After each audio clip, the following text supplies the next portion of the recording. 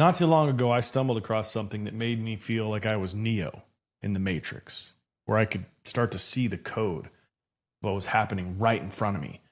And as somebody that's been in the podcast game for many, many years, thousands of episodes, I've created hundreds of shows. I've created over 10 shows myself for just me alone.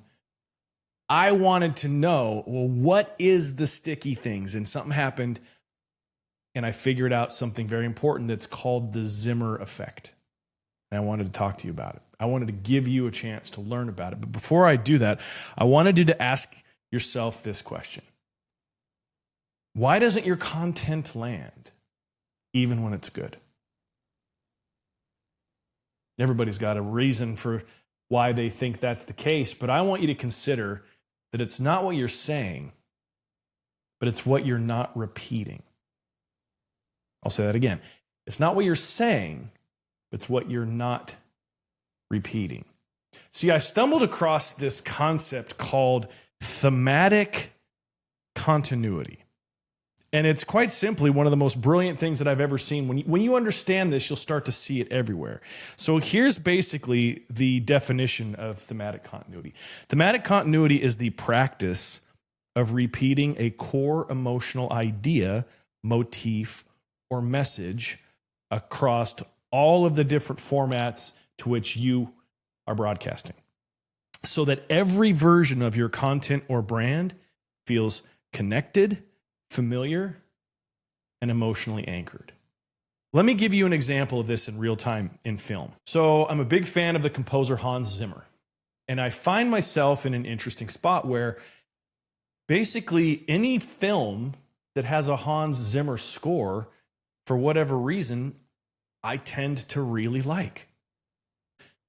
Why is it that his music should make everything about the film be better? Like, that didn't compute for me at first. You know, one of my favorite movies of all time is Interstellar. It was Matthew McConaughey's story of traveling into the void to save humanity. And the score that Hans Zimmer does for that movie is a part of the cinematic experience. Same thing with the movie The Lion King. Elton John has that beautiful pop song, Can You Feel the Love Tonight? But it's actually interwoven in with the score that Hans Zimmer did. When you look at the movie Gladiator, the score that Hans Zimmer did creates themes and motifs that are used in culture. You hear the soundtracks on memes, you hear trending sounds. The sounds of these movies are outside of the film. And something occurred to me having walked out of the movie F1 that brought this all together. Hans Zimmer was the composer that scored the movie F1, that new racing movie starring Brad Pitt. I really enjoyed the movie, and I really enjoyed the soundtrack. And I found myself listening to the score just on its own. And then this crazy thing happened where I was driving in my car, and all of a sudden this pop song that featured Doja Cat called Lose My Mind pops up, and it's a banger. But yet at the same time, I'm hearing the same theme and motif from the score in this pop song. I was like, wow, that sounds a lot like Hans. And so I went back to my house, I grabbed my phone when I was done driving, and I listened to the score. And I heard the motif of the score. I went back and re-listened to the song Lose My Mind, and the same motif was there. And because we have access now to deep learning models and AI, I went down a rabbit hole, and I wanted to find out what other films had that sort of connection, where you would have a composer that would write a beautifully crafted score with the different elements, because it's got different pieces of melody and different themes throughout the score. And then the soundtrack had pieces of those motifs in the popular music that was released as a part of the promotion of that. And guess what I found? I found that every really successful movie does that. They have a great score, and then they take the themes of that score and they write popular music to be released out into our culture, separate from the movie, but psychologically with its themes drawing you back into the theater, so to speak, so that you can be a part of that experience. It's undeniable. It's in so many movies. Look at the Barbie movie. Billie Eilish won an Academy Award for her song, What Was I Made For? That thematic scene is in the film. And so you hear that song outside of the film and it pulls you back into the film. It happens in the Hunger Games. It happened in Top Gun. You see where I'm going with here? So how this works and why it's called the Zimmer effect is because, quite simply, Hans Zimmer is a master of using repeating motifs that make you feel something before you even realize why you're feeling it. He builds emotional memory through consistency. And your content, your podcast, your coaching, your brand can do the same.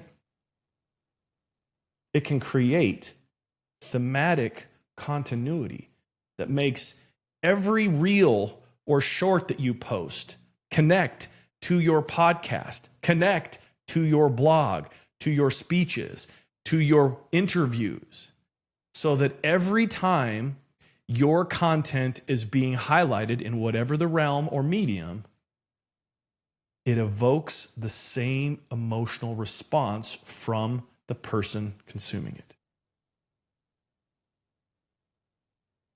And you want to know how you do it? It's through a method that I've created called theme. And it's how I teach thematic continuity. Because here's something that I found for myself. Like I said, we have access to all these deep learning models.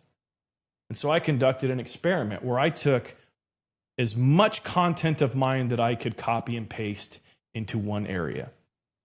Scripts of podcasts that I'd recorded, captions from posts that I had done, journal entries. If I had taken time to write or express, I copied and pasted it into this deep learning model that allowed me a chance to compare with this AI the patterns to which are a part of what I do, if you will, my thematic continuity. And you know what I found? Is that there are two major themes to which are a part of my content. The first one is I like to say the thing that nobody will say out loud.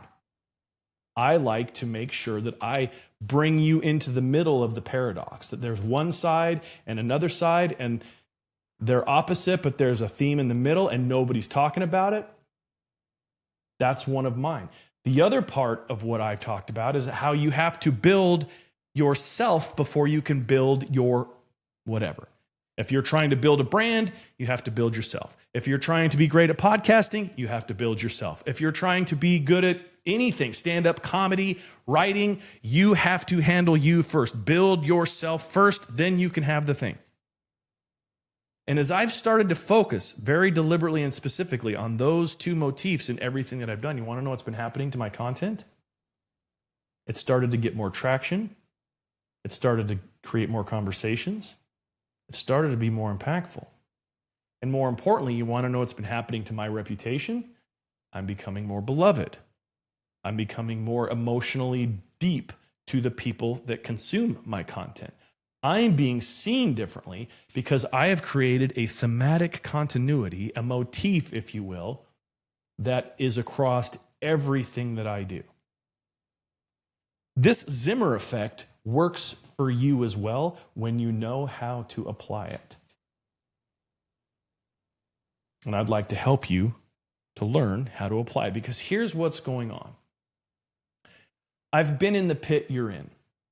I understand it. I understand it deeply, actually.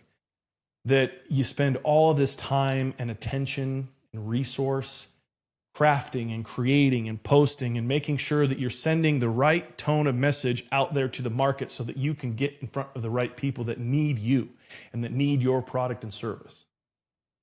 And because of a few different things, it doesn't land. And you feel downtrodden about it. And you start to look at all the other different areas of where it could be. How do I hack the algorithm? I need to write better hooks. I need to get more camera angles on my podcast recording. I need to do X, Y, and Z. And the fact of the matter is, like I said, it's not that your content is bad. It's not what you're saying. It's what you're not repeating. Nobody wants to hear this, but I've got to say this to you. You need to understand the psychology of creating an emotional pull toward you. And it's by understanding your themes. The Zimmer effect of your own world, so to speak. You wrote the score for your messaging and for your curriculum, the things you teach. And so you need to have bits of that theme in everything that you do.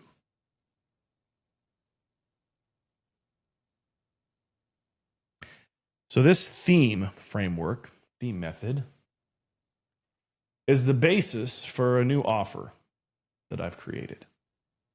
Because I want to teach you how to do this. And it's not going to be done in a webinar or on a short form video like this. It's going to be done in a setting where we can really dive into what is your message.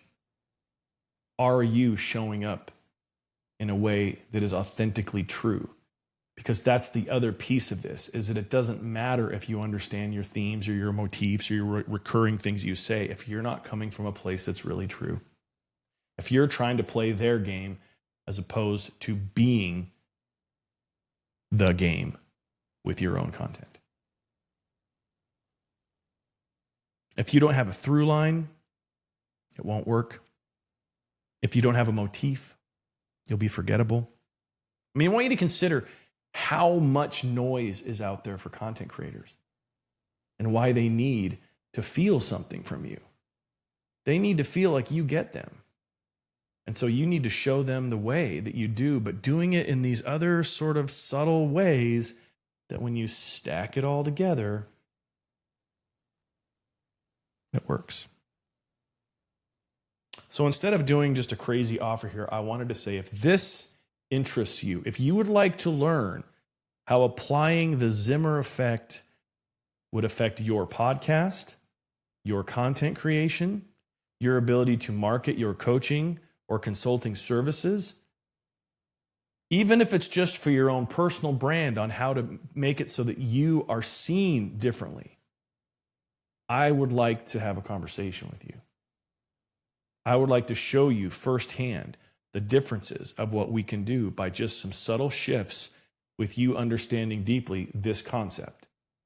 Thematic continuity, the Zimmer effect at play in your efforts. And by doing that, I'm going to teach you the theme method. And then we're going to apply the theme method. Because at the end of all this, I'll give you a glimpse of what it means. It means that when you create content, it immediately gets noticed. And it doesn't get just noticed for what you're saying. It gets noticed for who's saying it. You start to develop an emotional connection with the people that view your content. Because within this thematic continuity, what the Zimmer effect gives you is familiarity from your potential client base, from your listeners, from your followers. And they just feel like they're at home when they're watching your stuff. It's the same reason why Alex Hormozy's stuff gets shared as much as it does. Sure, it's great content, but that's only a piece of it. There is a lot of great content on the internet that goes unnoticed, unshared, and basically underutilized. And the reason why is because the Zimmer effect isn't being utilized. So I want to show you how it works. So let's do this. If you've watched to the end of this, what I want you to do, if this interests you and you'd like to have a conversation with me, what I want you to do is I want you to DM me the word Zimmer. Let's have this conversation. I want to show you how this works for you. It's powerful stuff. Let's go.